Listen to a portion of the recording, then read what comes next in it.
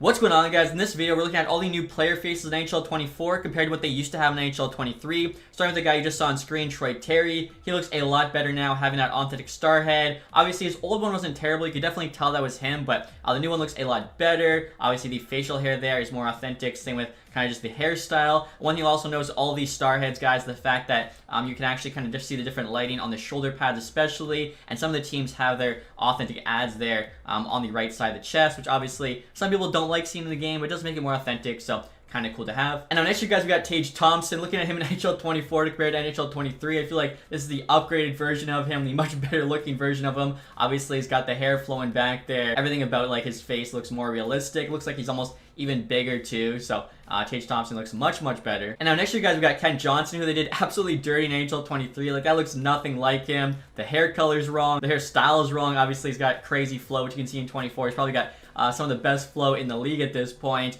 He looks like 35 years old, if not older, when he should be, 19 or 20. So NHL 24 looks so much better. Again, you can see the ad there, satellite for the CBJ.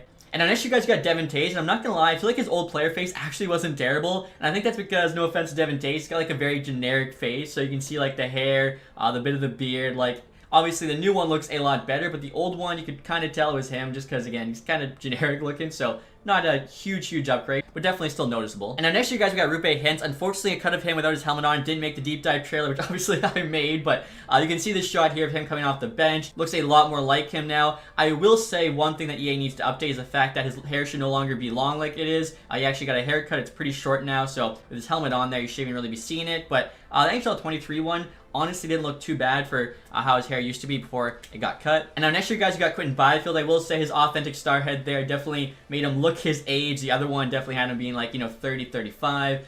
Hair there also looks a bit better. It's not just, so straight along the hairline. So definitely a big upgrade there for Byfield. And moving on now, guys, we have Eric Sinek of the Minnesota Wild. I'm not gonna lie, I don't think his old game face was too terrible. Like, they actually got the hair pretty accurate. The skin tone probably should have been a little bit darker. And obviously, with, the authentic face scan, it looks so much more like him now. Again, too, you can see the Minnesota Wild ad there on the jersey. Also, too, they did add a little bit of facial hair for him. So Eric Sinek definitely got a big upgrade. But like I said, his old one was definitely not the worst you're going to see in this video. And now next year, guys, we got Matthew Boldy, who obviously looks a lot better in NHL 24. But again, I don't think his NHL 23 player face was that terrible. Like, the hair there, I think, is actually pretty good before he grew it out a bit. Again, considering what they had to work with, I don't think that one was too terrible, but obviously night and day compared to 24. And now next year, guys, you got Jake Sanderson. So again, don't have him without a helmet in the deep dive trailer, but if you slow it down here, you can get a pretty good look at him. Obviously, they got the ears right for sure. Jake Sanderson's probably got some of the biggest ears in the league. Also, too, he does have like a longer nose, so they did capture that in 23, but I feel like they probably made it a little bit too big.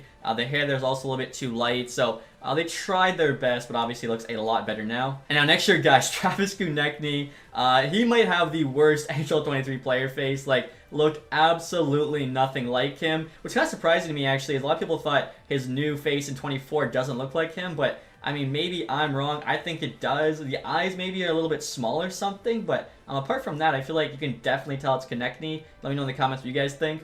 And now next year, guys, we got Matty Beniers. I will say, in NHL 24, I'm not sure what's going on with his eyes. Dude looks like he saw a ghost or something, but apart from that, his player face there does look pretty good. Even the old one, honestly, wasn't too bad, especially since, like I mentioned, Matthew Boldy, he did have shorter hair before, then he grew it out, so I can't give him a knock on that. So overall, I don't think it was too bad, apart from the fact his skin's definitely a little bit too light. And then with the Seattle Kraken, you can see they've added the Indian Tribe patch, which I think is very cool. And now next year, guys, you got Philip Hronek, former Red Wing. I have no idea what they were thinking for that haircut in NHL 23. The dude looks like Sons of Anarchy, something like that.